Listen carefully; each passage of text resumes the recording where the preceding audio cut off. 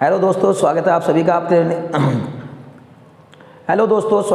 का आपके अपने इस YouTube channel SSC clear with IAS में। चलिए आज के अपने इस वीडियो लेक्चर में हम लोग 10 मोस्ट इंपॉर्टेंट क्वेश्चंस को डिस्कस करेंगे जो आपके आने वाले सभी अपकमिंग एग्जाम्स में काफ़ी हेल्पफुल होंगे। आपको इन क्वेश्चंस में से कम 1 से 2 क्वेश्चंस जरूर मिल जाएंगे आपके आने वाले किसी भी एग्जाम में, चाहे वो एसएससी जीडी का एग्जाम हो, चाहे वो एसएससी सीएचएसएल का एग्जाम हो, चाहे वो एसएससी सीजीएल का एग्जाम हो, चाहे वो एमटीएस का एग्जाम हो या फिर कोई भी और अनदर कॉम्पिटिटिव एग्जाम हो। चलिए बिना देरी लगाए हम लोग क्वेश्चन शुरू करते हैं। पहले क्वेश्चन में कहा गया है कि किसको आधुनिक भारत का पिता कहा जाता है।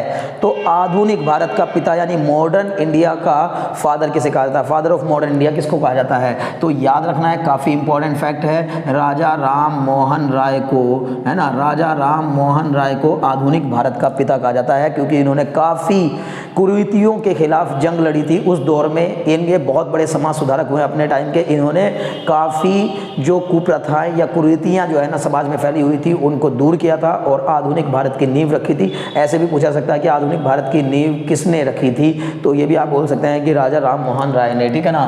तो अगला क्वेश्चन पूछा गया, बनारस हिंदू विश्वविद्यालय की स्थापना किसने की थी? तो बनारस हिंदू विश्वविद्यालय की स्थापना करने वाले थे पंडित मदन मोहन मालवीय। ये भी काफ़ी इंपॉर्टेंट फैक्ट है, इसको आप याद रखेंगे, पंडित मदन मोहन मालवीय, ठीक है ना, पंडित मदन मोहन मालवीय। ये आपको काफ़ी इंपॉर्टेंट फैक्ट के तौर पर याद रखना है। अगला क्वेश्चन पूछा गया कि भारतीय जनसंघ की स्थापना किसने की थी, है ना। भारतीय जनसंघ की स्थापना की थी श्यामा प्रसाद मुखर्जी ने। ये भी आपको काफ़ी इंपॉर्टेंट फैक्ट के तौर पर याद रखना है, श्यामा प्रसाद मुखर्जी ने, ठीक है ना, श्यामा प्रसाद मुखर्जी ने, ठीक है। देखिए बनारस हिंदू विश्वविद्यालय के बारे में आप 1-2 फैक्ट और भी तैयार कर लीजिएगा, लेकिन काफ़ी इंपॉर्टेंट फैक्ट है ये कि पंडित मदन मोहन मालवीय ने की थी और जनसंघ की स्थापना करने वाले थे श्यामा प्रसाद मुखर्जी। तो 1875 में किस शहर में आर्य समाज की स्थापना की गई थी? तो पहली बात, आर्य समाज की स्थापना किसने की थी? तो स्वामी दयानंद सरस्वती ने आर्य समाज की स्थापना की थी। ये आपको ध्यान रखना है। लेकिन मैं पूछा कि 1875 में आर्य समाज की स्थापना किस शहर में हुई थी? तो बम्बई शहर में। उस समय बम्बई हुआ करता था, अब तो मुंबई कहते हैं, लेकिन उस समय बम्बई हुआ करता था, ठीक है ना। तो इसका मतलब आर्य समाज की स्थापना बम्बई शहर में हुई थी जिसको कि स्वामी दयानंद सरस्वती ने स्थापित किया था, ठीक है ना। चलिए, स्वामी विवेकानंद किस स्थान पर हुए धार्मिक सम्मेलन में विश्व विख्यात हुए? मतलब कौन से शहर में वो धार्मिक सम्मेलन हुआ था जिसमें कि स्वामी विवेकानंद जो है वो विश्व विख्यात, विश्व प्रसिद्ध हो गए थे? तो उस धार्मिक सम्मेलन को कराने वाला शहर था शिकागो, है ना। तो शिकागो में हुए धार्मिक सम्मेलन में स्पीच दी थी स्वामी विवेकानंद ने और उसके बाद वो विश्व विख्यात हो गए थे, ठीक है ना। चलिए अगला क्वेश्चन है, राजा राम मोहन राय ने किस समाज की स्थापना की थी? तो राजा राम मोहन राय पर क्वेश्चन एग्जाम में बहुत पूछे जाते हैं, काफी इंपॉर्टेंट है। तो इन्होंने ब्रह्म समाज की स्थापना की थी, ठीक है ना। किसकी? ब्रह्म समाज की स्थापना की थी, ध्यान रखिएगा इस बात को, ठीक है ना। काफी इंपॉर्टेंट फैक्ट है कि राजा राम मोहन राय ने ब्रह्म समाज की स्थापना की थी, ठीक है ना। देखिए अगर आपको याद करना है ना तो इसी पैटर्न पर चीज़ें याद होती हैं। ये अलग बात है कि आपको बहुत सारी अलग चमक धमक वाली चीज़ें देखने को मिल जाएंगी, लेकिन मैं आपको कहूँगा कि मैं आपके लिए genuine content, genuine questions, exam में आने लायक क्वेश्चंस लेकर के आ रहा हूँ। आपने अगर इस हमारी सीरीज़ को फॉलो कर लिया तो आपको गारंटी है इस बात की कि आपको इन सीरीज से मैक्स टू मैक्स क्वेश्चंस मिल जाएंगे जो कि आपके एग्जाम में हिट करेंगे, ठीक है ना। चलिए, शांति निकेतन की स्थापना किसने की थी? अब देखिए शांति निकेतन की स्थापना करने वाले कौन थे? रविंद्रनाथ टैगोर। इसको बहुत अच्छे से याद कर लीजिएगा, काफ़ी इंपॉर्टेंट फैक्ट है, आने वाले एग्जाम के लिए काफ़ी ज़्यादा इंपॉर्टेंट है, ठीक है ना। तो शांति निकेतन की स्थापना करने वाले रविंद्रनाथ टैगोर थे। रविंद्रनाथ टैगोर के बारे में आपके पास और भी कई सारे फैक्ट्स होंगे, मुझे उम्मीद है आपको पता होगा, ठीक है ना।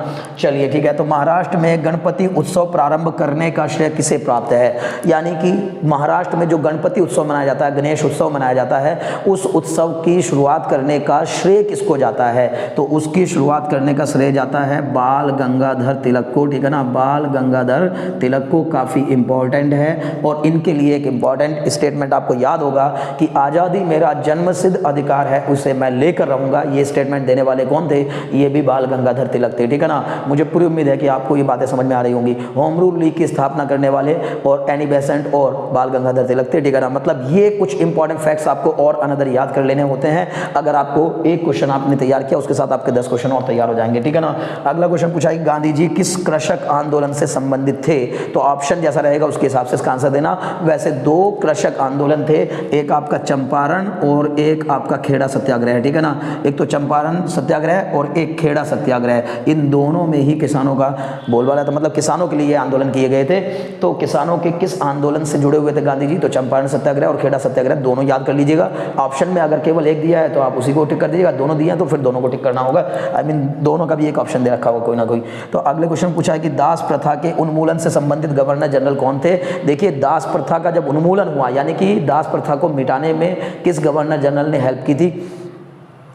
जो भारत में फैली हुई कुरीतियाँ थी उनको ख़त्म करने के लिए, कानून बनाने के लिए गवर्नर जनरल्स काफ़ी प्रसिद्ध है, ठीक है ना। जैसे सती प्रथा के उन्मूलन के लिए लॉर्ड विलियम बेंटिक का नाम आता है, बिल्कुल उसी तरह दास प्रथा के उन्मूलन के लिए लॉर्ड एलन बरो, ठीक है ना। तो इसको याद कर लीजिएगा, काफ़ी इंपॉर्टेंट फैक्ट है, लॉर्ड एलन बरो, ठीक है ना। लॉर्ड एलन बरो ने जो है दास प्रथा के उन्मूलन में काफ़ी योगदान दिया था, ठीक है ना। तो दास प्रथा का उन्मूलन किया था। मुझे उम्मीद है कि आपने आज के इन 10 क्वेश्चन से और भी कई सारे फैक्ट समझे होंगे और इन 10 क्वेश्चन को तो अच्छे से याद कर ही लिया होगा। चलिए आपके आने वाले एग्जाम में उम्मीद करता हूं कि इनमें से 2 से 3 क्वेश्चन मिल जाने चाहिए। अगर एक भी मिल जाए, 2 भी मिल जाए, तो 10 क्वेश्चन में से 1-2 क्वेश्चन मिल जाना काफ़ी बड़ी बात होती है, कम नहीं होती है। अगर आप इसी तरह से लगातार प्रिपरेशन करते रहेंगे तो मुझे पूरी उम्मीद है कि आपने आने वाले एग्जाम में आप जरूर सफल होंगे। Very very thanks for